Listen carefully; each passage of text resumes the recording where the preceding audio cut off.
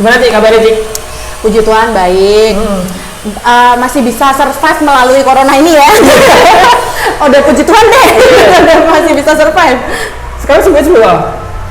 Sibuknya masih sama kurang lebih ya kayak dulu, masih ngebloging juga, cuma kan sekarang bloggingnya lebih ke Instagram ya, jadi bergeser platform. Dulu kan aku punya website, sekarang lebih fokusnya di Instagram. Terus ini lagi mau menjalankan YouTubeku lagi, kan sempat mati beberapa tahun, ini baru mau dimulai lagi gitu. Terus masih sama, mungkin Mas Jamal nih belum tahu ya, aku tuh punya startup namanya Agnes Co. Jadi itu lebih konsentrasi ke content creating tapi untuk clients.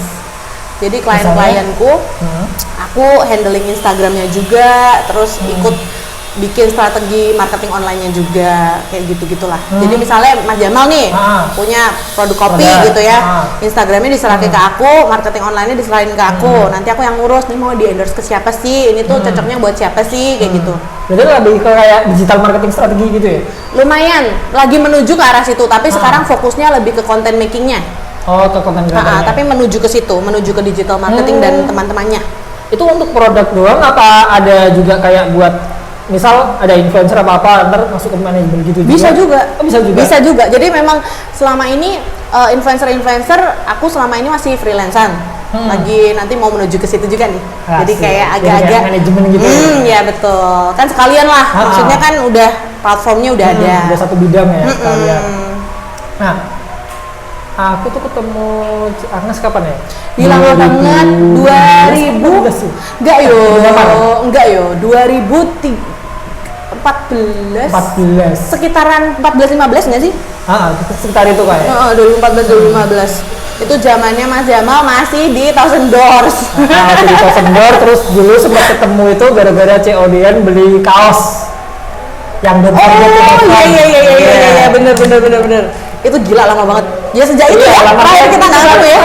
Aduh, ini ketemu lagi di podcastnya.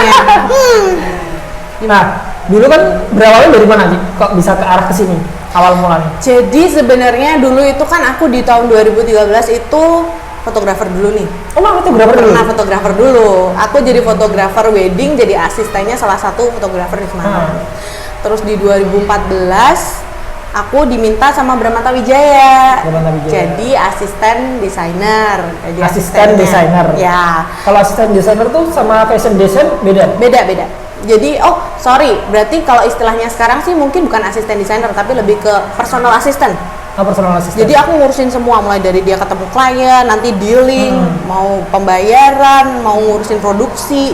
Istilahnya aku jadi dia keduanya gitu loh. Kopiannya. Jadi menjalankan yang dia harusnya lakukan juga kayak gitu. Itu selama 2,5 tahun. Jadi 2016 aku keluar. Itu pun sebenarnya karena desakan ya. Desakan nggak pengen keluar, sebenarnya suka aku kerjaan itu ya kan. Kenapa? Enak jalan-jalan kemana-mana, walaupun kerjaannya menurut aku agak berat ya, sibuk banget kan dia. Jadi enaknya itu bisa jalan-jalan ke Jakarta kemana, ketemu banyak orang, ketemu banyak klien, jaring bikin koneksi itu kan aku sebenarnya paling seneng tuh Mas. Ketemu orang baru, ternyata kenal ini, ternyata kenal itu, dapat banyak kenalan baru, itu aku seneng. Walaupun agak sibuk memang pada saat itu, kita kan ngurusin pameran sendiri berdua, bener-bener cuma berdua. Waktu itu dia belum punya asisten, aku asistennya sat-satnya. Maaf, kena ya. Kejebak gitu ya tadi. Jadi saat itu aku asisten satu-satunya. Dan jadi kalau kita pameran, angkut-angkut baju 15 biji itu sendiri berdua tuh. Bener-bener berdua tuh, berkoper-koper gitu, 4 koper. Terus angkut-angkut patung tuh berdua. Jadi kita dari basement angkut patung. Gak ada yang cowoknya gitu? Gak ada. Ya, Abram dianggap cowok nggak sih ya? Ya cowok sih tenaganya sih. Cuma kan kita kayak manja-manjar gitu ya. Jadi ya lucu aja sih. Maksudnya kenangan itu jadi kenangan yang yang seru lah. Terus hektik-hektiknya waktu di backstage, waktu mau fashion show kayak gitu kan, suka aja sih kayak itu kayak kepuasan tersendiri gitu loh. Tapi setelah itu jadi terpaksa di 2016 Agustus, aku masih ingat, aku terpaksa harus keluar karena makin sibuk. Waktu itu papaku yang protes karena dia pikir, kenapa sih kamu kok sibuknya buat orang lain? Kamu jadi jarang di rumah, keluar kota terus. Tapi untuk orang lain gitu loh. Jadi waktu itu aku dituntut untuk udahlah kamu pulang rumah aja, ngurusin anak-anakmu aja. Tapi dasarnya aku keluar doang. Aku pikir ya pada saat itu aku pikir udah fokus ngeblogging aja, kan bisa disambil.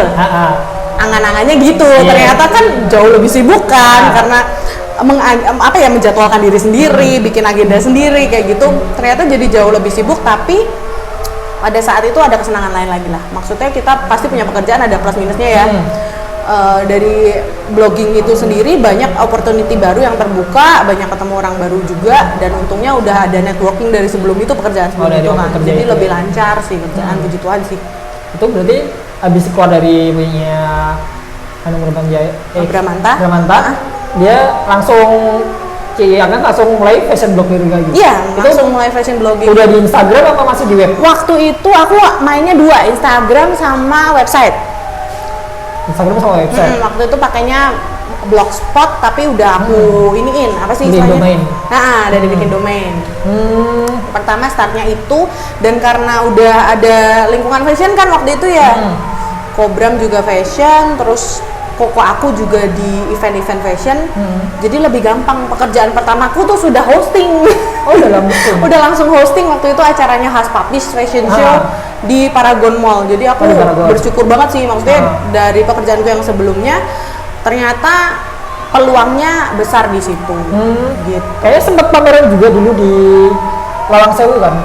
Lawang Sewu Fashion Show. Itu show. fashion show-nya ini kan IFC Semarang. Tapi Kobram kan salah satu anggotanya, jadi wajib ikut fashion show. Waktu itu juga aku bantu. Waktu di Lawang Sewu itu job pertamaku di Kobram. Oh, berarti waktu masih di sana kerja? Iya, 2014 itu job pertama aku di Lawang Sewu itu. Gitu. Terus kesini sekarang mulai ada bisnis yang lain, Iya dong.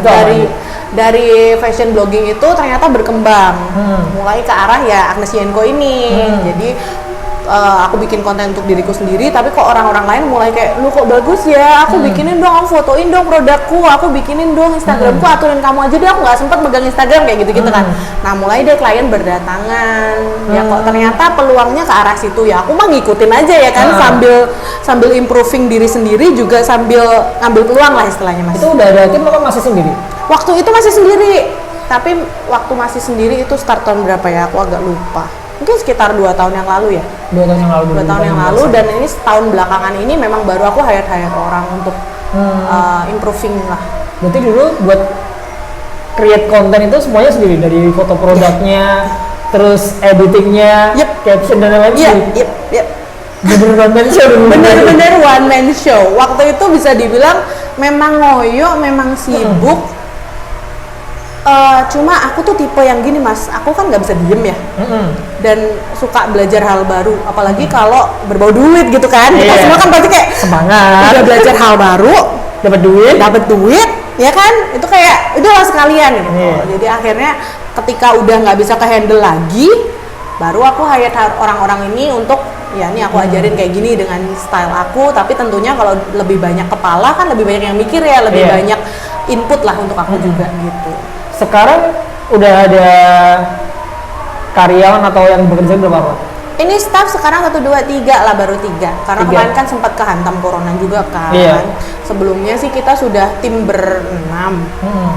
Cuma sempat kena corona itu, jadi beberapa kita rumahkan. Gitu. 6 orang itu tadinya posisinya apa aja? Ada yang desainer grafis, ada yang fotografer. Oh, udah agak turun sendiri ya? Iya, udah nggak foto sendiri. Waktu itu memang aku cuma kayak directing ya berarti ya, directing aja. Oh. Terus makin kesini corona kan mulai ada yang dirumahkan. Iya. Sisa berapa orang? Sisanya kita berempat termasuk Cagnes? Ya. Iya benar-benar berempat. Posisinya apa itu? Posisinya fotografer, desainer grafis, sama manajemen dalam intern. Jadi untuk sementara ini sih untuk foto dan editing masih berdua ya, aku sama fotografer, kita bagi job. Karena ya itulah, kita kan harus sesuaiin juga ya sama keadaan sekarang gitu. Terus rata-rata mereka pada full time di Agnes Yenko atau mereka juga ada pekerjaan yang lain terus mereka switch di situ? Gini sih Mas, kalau aku sistemnya full time karena memang aku lebih suka ada jam kerja yang pasti gitu ya. Iya. Karena bagaimanapun dulu aku pernah nyoba yang freelance gitu, udah nggak apa-apa, nggak usah ke kantor asal pekerjaan selesai. Ternyata pada prakteknya nggak bisa kayak gitu. Orang memang harus ada jam khusus untuk bisa konsentrasi dan juga fix fokusnya, kita bareng-bareng ketemu benar-benar intens gitu loh. Setelah itu terserah kamu mau punya job di luar, mau punya kerjaan sampingan, aku nggak masalah gitu. Asal job deskmu yang utama di sini diselesaikan dulu dengan jam kantor itu dulu lah gitu. Kantornya di mana sih? Di Tengger. Di Tengger. Deket rumah kok. Oh, deket rumah. Jadi memang aku maunya pengennya di area-area situ aja, nggak sama nggak jauh-jauh ya. Terus buat ini kan sekarang kan kalau di tahun sekarang kan bisnis model kan udah macam-macam nih. Nggak harus orang yang mulai kerja itu harus istilahnya harus punya modal atau harus melamar kerjaan dan lain-lain. Bener. Kan banyak bisnis model kreatif. Nah, awal mula buat mulai itu gimana sih? Kan kadang orang bisa punya skill, tapi nggak tahu cara jual. Atau orang bisa cara jual, tapi nggak ada yang buat dijual. Gini nah, sih, cara mulainya gimana? Bisa dibilang dulu tuh aku sempat pernah di posisi kayak gitu Mas Jamal. Aku tuh kan suka ngefoto, suka desain, suka gambar, tapi mau apa ya, kerja jalan sendiri juga susah gitu kan. Nah di situ aku baru mengerti pentingnya networking tadi. Ketika aku mulai membuka diri istilahnya ya, nggak usah terpatok pada uang dulu. Aku kan waktu itu magang dulu nih, jadi asisten fotografer. Sebenarnya kalau mau dibilang rugi energi kayak gitu kan, pasti. Tapi kita belajar sesuatu, dapat relasi juga, belajar sesuatu dari situ. Istilahnya ngumpulin modal peluru awalnya dulu untuk diri kita sendiri kan. Setelah itu kerja di Bramantang. Kalau mau dibilang apakah gajinya dari sana banyak banget? Enggak juga. Tapi ketika dibandingkan dengan experience, dengan networking yang aku dapat sepadan, karena buktinya sampai sekarang itu terpakai semua gitu loh. Nah dari sana networking baru deh kita bisa cari celahnya di mana nih. Oh ternyata kemampuanku itu fotografi juga, tahu tentang fashion, tahu product knowledge kayak gitu. Baru kita ternyata aku jadi fashion blogger bisa nih. Ternyata aku setelah jadi fashion blogger ada yang suka nih fotoku, kayak gitu. Baru kesempatannya terbuka lah di situ. Macam-macam. Iya. Jadi menurutku langkah pertama memang networking itu sangat penting. Networking dulu. Berarti jangan incer angka dulu ya. Jangan incer angka dulu. Kan soalnya kadang orang pengennya kalau baru mulai usaha harus kelihatan dulu hasilnya. Justru menurutku banyak orang stuck karena terlalu mikir angka di depan. Idealis gitu loh, kayak wah nggak bisa kerjaan gue nilainya mau 5 juta, nggak mau udah tinggal. Kalau di bawah itu nggak mau gitu kan. Nah di situ gimana kalau ngadepin kayak gitu?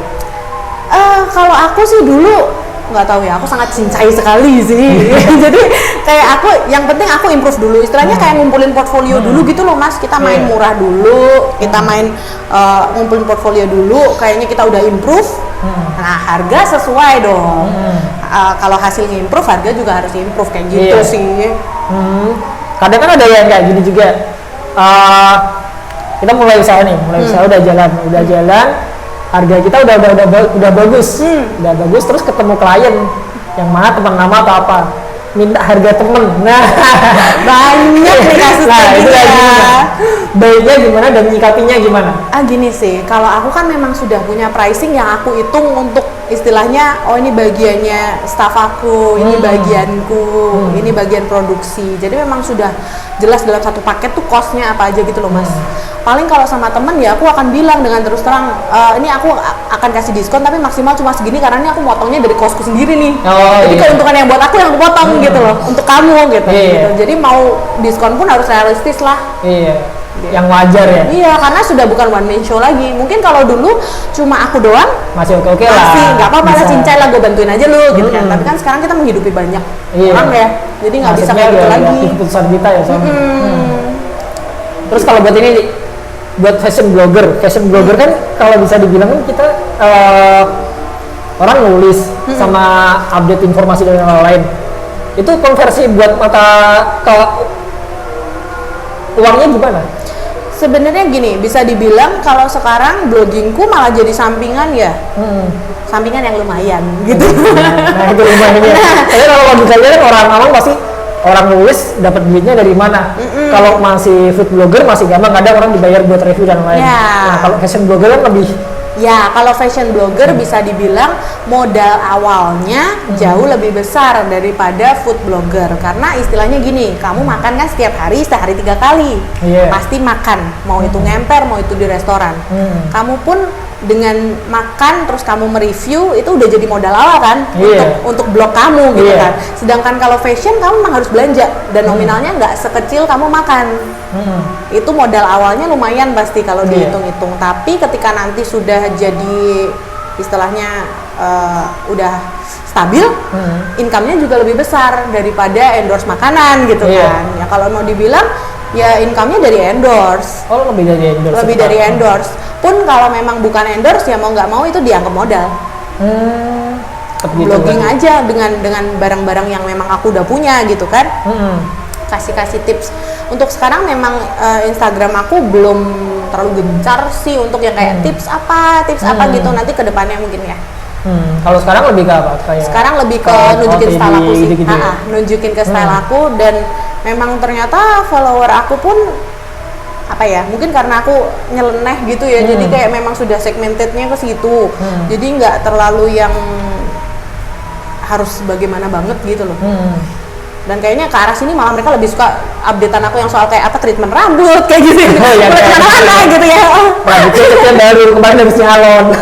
Rambutnya baru ini. Sekarang kan banyak banget brand-brand, baik itu clothing line, terus fashion brand dan yang indie pada keluar nih. Iya. Pendapat Ci Agnes gimana? Menurut aku keren banget sih. I mean banyak anak muda sekarang, milenials ini ya, berani banget untuk mengekspresikan diri walaupun istilahnya marketnya mungkin belum banyak terbentuk. Banyak clothing line yang sangat unik, sangat tematik, sangat idealisnya mereka gitu loh. Kalau zaman dulu kan kita lihat pasti mengikuti pasar kan. Distro, semuanya distro, sama pasti. Kaos paling aman gitu loh. Kaos tuh kan semua orang pasti beli gitu. Tapi sekarang udah mulai banyak yang bereksplorasi di desain, mulai kayak yang aneh-aneh, mulai yang model ala apa, Harajuku lah, ala kemana, benar-benar sesuai dengan idealisme mereka. Dan itu bagus menurutku karena itu kayak menggiring pasar juga sih. Pada akhirnya si buyernya juga akan lebih bereksplorasi, lebih berani untuk pakai gitu. Menurutku itu kayak beriringan sih. Kalau di Semarang masih jarang banget kan? Masih jarang. Yang masih bisa diterima itu sebatas kayak streetwear, clothing line kayak gitu. Kalau kayak street fashion gitu kan masih susah. Masih bisa dihitung lah orang yang berani kayak si Agnes yang mix and match kan bener-bener kontras kayak gitu kan. Masih jarang. Itu gimana? Ya itu kalau menurut aku memang harus ada starternya. That's why I started it gitu loh. Karena harus ada yang dobrak duluan, istilahnya pave the way dulu deh, baru yang lain ngikut gitu kan. Kalau nggak ada yang mulai, aku rasa nggak akan ada yang berani juga gitu. Jadi karena aku memang dari dulu sukanya kan malah nggak suka yang basic, aku tuh sukanya yang nyeleneh kan dari dulu. Makanya kalau Mas Jamal inget dulu 2014 orang rambutnya masih biasa aja, gue udah aneh terus guna gamil zaman itu orang ngasih lihat kayak ini anak rambutnya pink dan belum ngetren sama sekali pada saat itu. Dan ternyata memang ngetrennya malah baru tahun berapa itu, 2017-an ya 18-an baru mulai ngetren. Jadi aku 3 tahun awal udah kayak orang gila aja udah. Orang lihat kayak rambutnya kok pink sih gitu. Ada yang lucu, ada yang mencibir gitu kan. Ada yang merasa kok keren ya foto, ada yang mencibir, tapi ya memang itu resikonya. Memang harus ada orang-orang seperti aku yang cukup gila untuk melakukan sesuatu yang explore ya. Iya, yang orang lain belum berani lakukan gitu kan. Nah, itu dulu Ci Agnes mulai berani kayak gitu gara-gara apa dan mulai kapan? Mulai berani fashion aneh-aneh, rambut aneh-aneh. Sebenarnya dari dulu emang udah suka sih Mas. Dari dulu udah suka, dan ketika kesempatannya masuk ke dunia fashion aku udah gak mikir lagi. Dulu kan masih kayak yang masih kayak kuliah belum berani lah, belum ngasilin duit sendiri kayak gitu-gitu kan. Begitu udah kerja sendiri kan jadi kayak istilahnya yaudah sih gue udah kerja sendiri, gue udah ini ya udah gue akan melakukan apa yang gue suka gitu kan. Jadi ya akhirnya mulai berani ngelakuin, maksudnya cat rambut apa mulai aneh-aneh lah. Kalau anehnya emang udah dari dulu sebenarnya, cuma kayak masih ditahan-tahan gitu loh karena masih kayak aduh masih kuliah, aduh masih ini gitu. Gitu sih. Kalau kalau fashion itu dulu mulai kiblatnya ke arah mana? Jepang, Korea, atau malah dulu aku zaman kuliah tuh aku ke Jepang-Jepangan. Zaman kuliah ya. Tapi setelah itu begitu aku mulai blogging kayaknya kayak nggak tahu, aku kayak nge-mix sendiri gitu sih. Kalau aku kan lebih suka yang streetwear, casual, tapi tak masukin gotik-gotik gitu kan. Jadi kayak ini kan gram sebenarnya kan, emo, gram gitu, tapi masih tak masukin ala aku. Jadi kalau aku nyebut sih kadang aku street goth, kadang aku gothic glam kayak gitu-gitu. Jadi gothic yang bibirnya aneh, ini aneh, tapi masih kayak glam.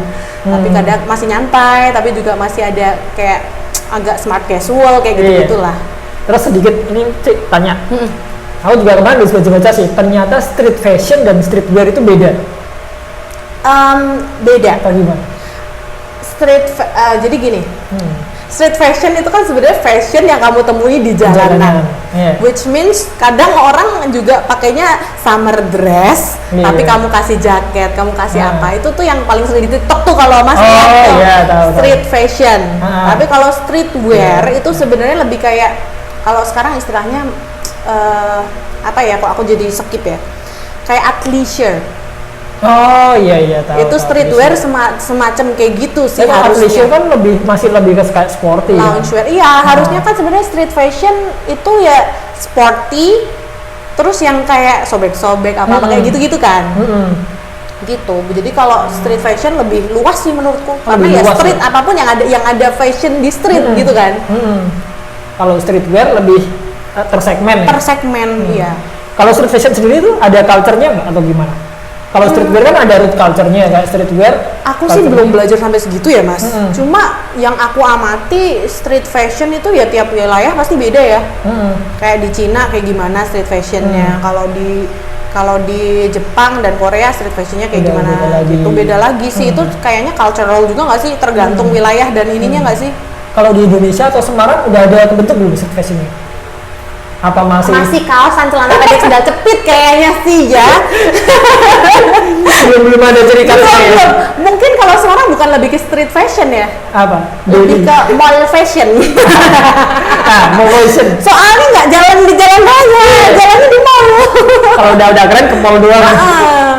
Jadi apa ya, masih belum sih aku rasa ya. Masih belum ya? Belum lah, mentok-mentok ya athleisure ya, mentok-mentok sih kayak gitu. Aku belum mengamati kayak behavioral yang mencolok gimana gitu, belum ada. Kalau James sendiri udah kayak berfashion itu udah daily, tiap hari mau kemana aja selalu? Enggak juga.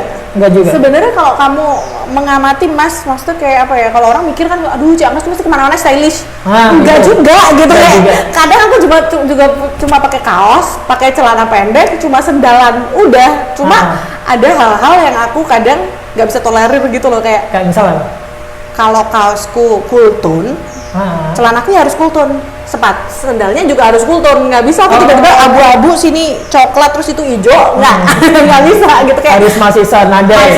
Jadi paling toleransiku tuh sebatas itu. Tapi kan ada orang-orang yang memang nggak bisa, aku keluar rumah harus fashionable banget, atau nggak bisa, aku memang style aku kayak gini, jadi mau nggak mau keluarnya harus kayak gini. Aku sih nggak segitunya banget. Kalau memang aku saatnya nyantai, cuma pengen ke warung, cuma pengen makan di warteg, ya udah nyantai aja, maksudnya normal aja, nggak terus-terusan aku, nggak terus-terusan aku fashionable banget gitu.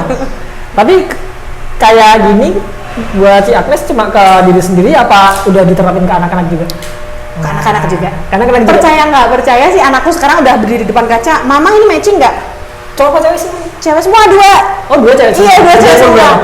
Umur 10 sama 8. 10 sama 8. Jadi mereka berdua tuh dari depan kaca gini, "Ma, ini matching nggak? Roknya kayaknya nggak matching ya." "Iya, No." Aku cuma bilang, "No, itu roknya kayaknya bagusan warna." "Oke." Dia ganti lagi, ini bagus ini ya, Mah ya gitu. Udah, nanti milih topi sendiri, milih ini sendiri gitu. Aku kayak, ya udah sana. Udah mulai ada keturunan ya. Kalau itu dia start kayak gitu udah mulai 4 tahun. 4 tahun nggak mau dipilihin baju, aku milih sendiri. Nggak mau dipilihin, jadi di lemari dia milih sendiri. Itu anakku kayak gitu dari dulu. Jadi kayak mungkin lihat maknya kali ya. Bisa jadi. Terus kalau buat pilihan warna, Tiana lebih cenderung yang colorful atau monokrom? Monokrom. Lebih ke monokrom, kenapa? Absolutely monokrom. Cuma akhir-akhir ini mungkin kalau kan ada kadang klien yang pengen, "Oh, ini kayaknya aku kasih barang kamu yang warna ini." Nah, itu aku baru mengikuti. Cuma itu pun misalnya dulu aku pernah dapat kaos warna kuning gitu ya. Aku pun stylingnya akan monokrom, kuning coklat, akan ujung-ujungnya kuning coklat hitam kayak gitu loh. Iya. Akan aku tone down sendiri karena pada dasarnya aku tuh nggak suka yang terlalu warna-warni. Pasti walaupun warna mentereng pun aku akan kombinasiin sampai itu kayak kelihatannya lebih smooth aja gitu. Jadi nggak mungkin aku tiba-tiba kuning terus pakai merah, walaupun itu kan sebenarnya masuk kayak warnanya kuning, merah, hijau gitu kan masuk kan sebenarnya. Cuma aku kayak nggak mungkin, kayak bukan karakter aku gitu. Kalau di luar endorsement sama klien, Ci Agnes buat fashion lebih ke beli atau bikin sendiri? Beli sih. Oh, lebih ke beli. Beli. Ada Soalnya bikin sendiri, beberapa bikin sendiri ada untuk acara khusus. Misalnya kayak dulu anakku gitu mau graduation. Kan biasanya suka dikasih kain tuh mama-mamanya tuh bikin baju gitu. Ya semua pada kompakan ya aku bikin tapi dengan style aku. Enggak ke penjahit. Oh, penjahit. Ke penjahit tapi dengan style aku. Jadi mamanya yang lain bikin kayak apa kebaya apa itu ke batik gitu kan ya. Gue bikin kimono sama anak sendiri. Ya. Gitu. Orang tua juga kayak gini. Enggak banget loh. Makanya aku juga bingung. Mamaku tuh super tomboy banget. Jadi dia tipe yang cuma legging atasan. Gitu. Terus dia aja kan rambutnya pendek banget. Saking tomboy dan malas gerah. Dia nggak pernah pakai perhiasan, nggak pernah pakai makeup. Udah begituan doang. Jadi aku juga nggak ngerti ini dari siapa. Kalau saudara, kakak atau adik? Enggak ada. Enggak segininya. Dulu pun aku tomboy banget loh, percaya nggak? Masa dulu tuh aku SMP sampai SMA tuh baru mulai agak dandan. SMP tuh bener-bener aku kemana pakai celana basket, kemana-mana. Celana basket, sandal cepit. Dompetku rantai lo mikir mah coba mas. Dompet rantai. Yang cari belakang ada. Gini. Karena aku nggak suka. Maksudnya style cewek itu aku merasa apa sih lu kemayu banget gitu loh. Jadi aku selalu tomboy, kan dua anak basket kan. Tomboy gitu kayak berasa kalau pakai celana basket tuh kayak keren gitu loh. Jadi harus dompetnya rantai gitu, jamnya yang gede, baby G gitu gede gitu ya. Iya, kebayang. Style anak-anak basket zaman dulu ya. Jadi tomboy banget sih dulu aku. Terus mulai girly? SMA ke kuliah sih. SMA ke kuliah mulai girly. Iya, itu mulai kayak coba-coba yang pakai soft lens lah, coba bereksplorasi sama warna rambut kayak gitu sih. Mulai kayak gitu. Mulai SMA itu. SMA. Berarti Ci Agnes termasuknya bisa dibilang influencer juga nggak? Apa selebgram? Soalnya kan dapat endorsement juga kan? Sebenarnya tuh aku paling agak sungkan kalau orang nyebut aku Ci Agnes ki selebgram. Opo tuh selebgram gitu kayak seakan-akan mengartiskan yang aku yang bukan artis gitu loh mas. Aku merasa kayak beban tersendiri gitu, kayak apa sih banyak yang gak kenal aku gitu loh. Kayak kalau selebgram tuh namanya selebgram tuh kayak udah sekelas artis dari sih sampai semua orang tuh pada kenal. Jadi aku tuh merasa kayak beban kalau dibilang selebgram. Tapi kalau influencer mungkin adalah hasil akhirnya kali ya.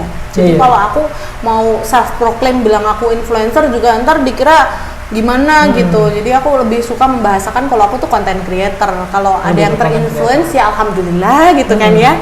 Cuma kalau dibilang aduh Ci Agnes tuh influencer, ya kalau ada orang yang bilang kayak gitu terima kasih, berarti Anda terinfluence gitu. Karena kan sempat kadang aku lihat postingan Ci Agnes yang di endorse sama kafe-kafe juga gitu kan. Makanya wah sekarang jadi influencer. Dulu setahu gue cuma fashion bloggers kan. Iya, jadi terus mulai sebenarnya ke ranah-ranah kafe gitu. gini sih, sebenarnya karena dari awal memang aku nyasarnya targetnya adalah fashion and lifestyle.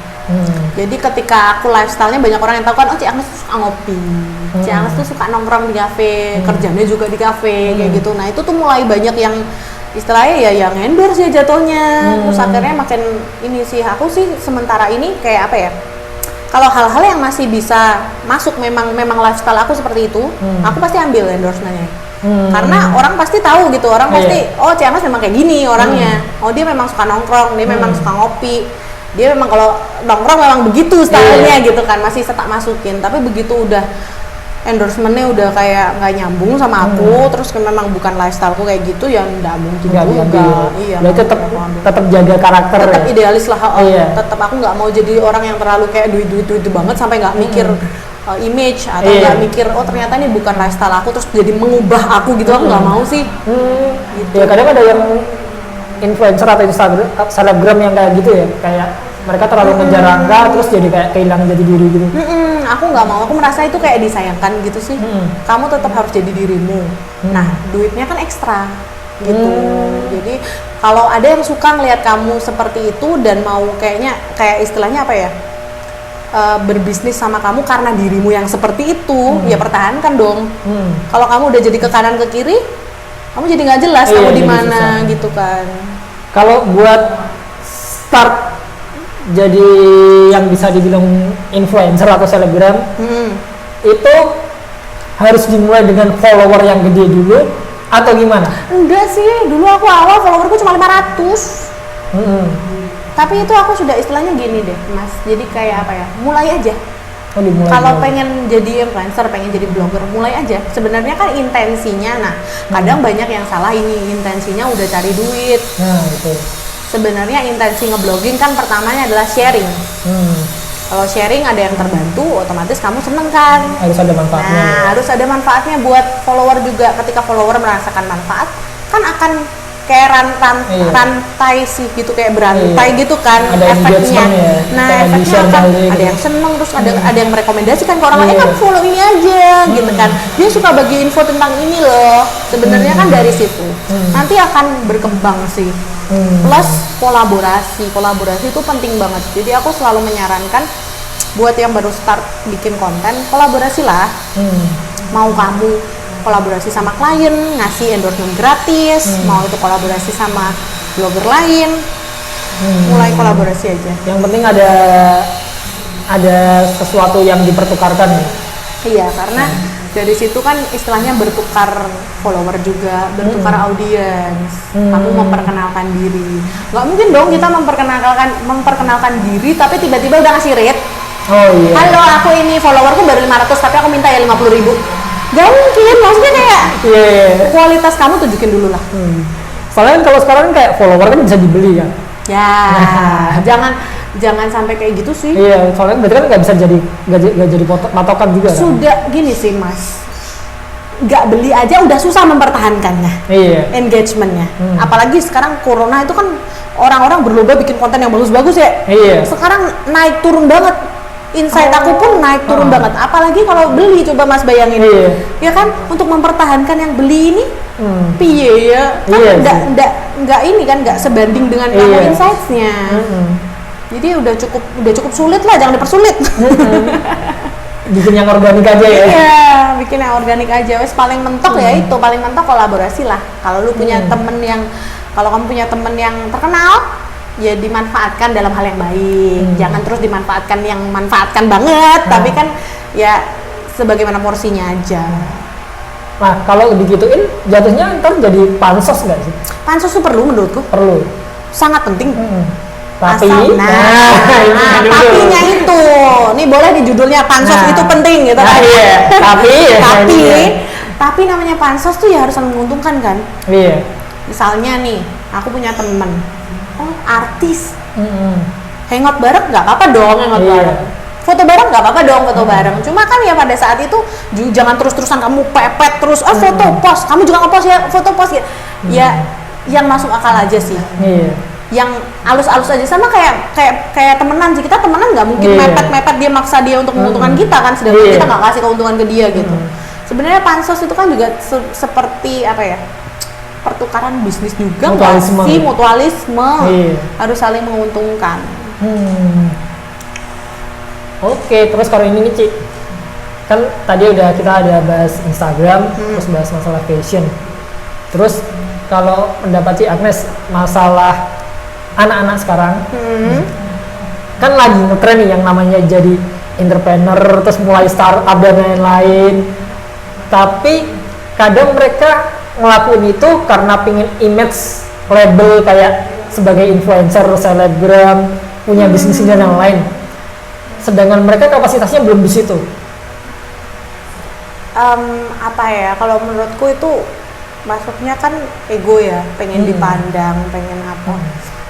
Sebenarnya bagus, aku lihat anak sekarang tuh kayak merasa, wah bagus banget ya anak-anak kuliah, udah nyambil, udah istilahnya uang jajan bukan cuma buat jajan, uang jajan dibuat modal usaha, itu bagus. Tapi maksudnya gini, aku bisa pahami kenapa mereka kayak pengen dilabeli sukses, pengen dilabelin influencer, karena kan ya kita pernah muda juga ya Mas ya, anak kuliah tuh kan pasti pengen dianggap sesuatu sama temen-temennya nih, wow sukses duluan, wow gitu.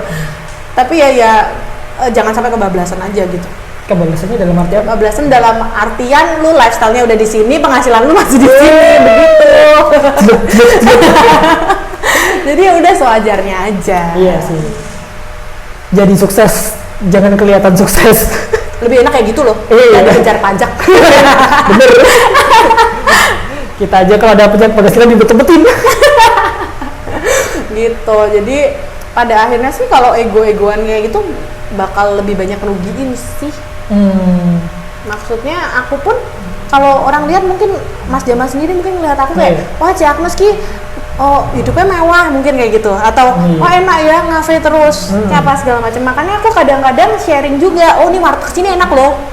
Karena pada kenyataannya aku nggak kayak gitu Mas, gitu loh. Karena pada kenyataannya pandangan orang yang Ci Agnes tuh suka mewah-mewah tuh nggak bener. Jadi padahal pas makan di warteg. Iya, dan aku nggak mau terlalu pencitraan yang gitu banget. Makanya aku juga berbagi ilmu, berbagi sharingnya tuh nggak cuma tentang yang mewah-mewah aja. Aku juga kadang suka bagi tips ngirit. Juga kemarin juga habis nge-share kan perhiasan yang murah-murah ya kan. Kita kalau mau shopping nggak perlu mahal-mahal say, kayak gitu loh. Buat sekarang nggak harus mahal. Iya benar. Jadi memang realistis aja sih. Iya sih.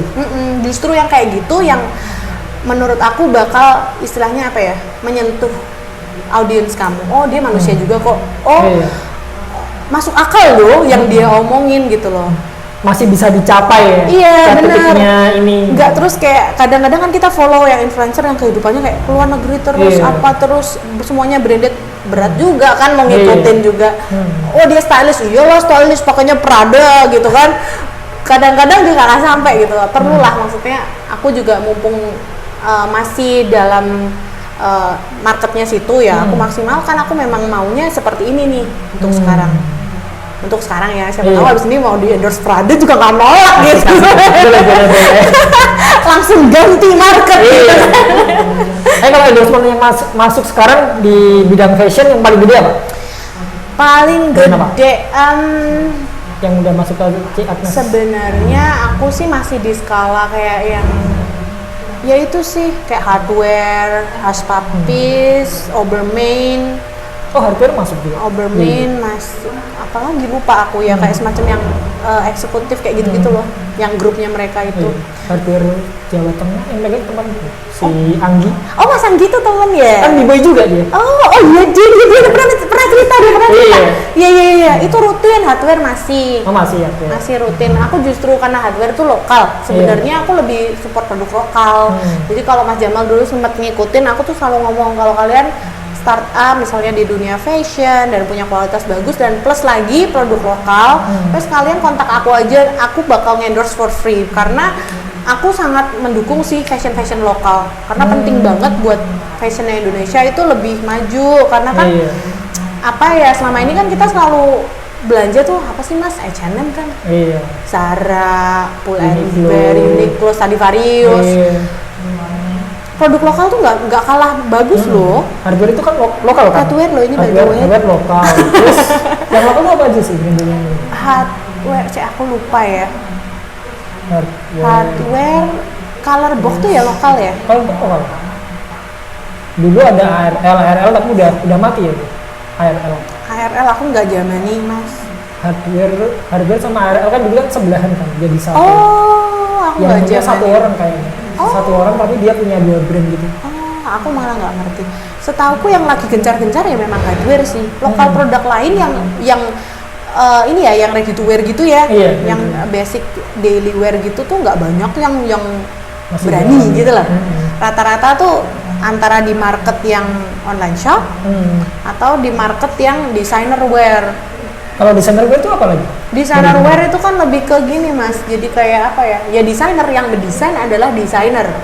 Kalau hardware ini kan kayak udah pabrikan. Vendor ya? Ya, Vendor. pabrikan. Jadi udah memang dia punya tim desain, tapi kan bukan fashion designer. Oh. Nah, kalau fashion designer kan kayak Kobram gitu, memang ada terbagi kan fashion designer mau wedding wear atau daily wear kayak gitu Berarti gitu. lebih kan. limited ya jumlahnya ya? Jumlahnya lebih limited. Kalau di Semarang itu ada beberapa, kayak Mas Muhammad Bayu. Itu kan designer wear. Iya. Dan rata-rata kalau designer wear pasti pricingnya di atasnya yang local wear. Kalau kayak gini kan paling 100-200 ribu kalau lokal. Kalau designer wear itu atasan itu bisa 500-an. Lebih ke high end ya berarti ya? Ya nyebutnya makanya designer wear. Karena dia istilahnya kan desainernya turun langsung untuk Iya. mendesain itu. Dan jumlahnya juga nggak mass production kayak gini kan? Iya. Lebih limited. Limited. Paling 2 lusin gitu-gitu. Itu udah bagus 2 lusin. Biasanya lebih kurang. Biasanya kurang lagi. Kan kainnya pun terbatas. Dia kan milih punya kan, dia punya kain kalau udah habis ya udah. Nggak bakal produksi lagi. Nggak akan produksi lagi, ganti model, ganti kain kan. Oh. Gitu. Oke, Ji, terakhir masukan-masukan atau saran buat anak-anak milenial, anak-anak muda sekarang yang mau mulai usaha, mulai bikin brand, mulai mau bikin menjadi influencer atau menjadi food blogger atau fashion blogger, masukannya apa? Sebenarnya kalau untuk memulai usaha ya, prinsipku tuh selalu gini. Usaha mulai dengan modal sekecil-kecilnya, barang sebagus-bagusnya, profit sebesar-besarnya. Masuk akal kak? Enggak. Masuk akal enggak ya? Enggak ya, misalnya kayak gini. Misalnya nih, kalau aku kan dalam bidang jasa ya mas, punyanya laptop merek A. Ya udah nggak usah ngejar beli MacBook dulu. Pakai dulu yang ada, hasilkan dulu yang bagus, sebagus-bagusnya, jual dengan harga yang sewajar tapi maksimal mungkin. Nanti kalau sudah profit baru kamu ngembangin modal. Kayak gitu, karena kebanyakan anak-anak zaman sekarang ngejar gengsi kan. Oh iya. Jadi dia baru mulai pakainya MacBook. Nggak mau, aku udah idealis dulu kan. Iya. Aku maunya pakai MacBook, soalnya kalau pakai punya aku tuh nanti lemot, nanti ini nanti, padahal belum dilakuin, belum dicoba, belum menghasilkan duit juga. Iya. Nah, terlalu besar di modal di awal tuh bakal memberatkan diri sendiri. Jadi aku sih selalu berprinsip kayak gitu. Oke, itu aja. Jamal Agnes.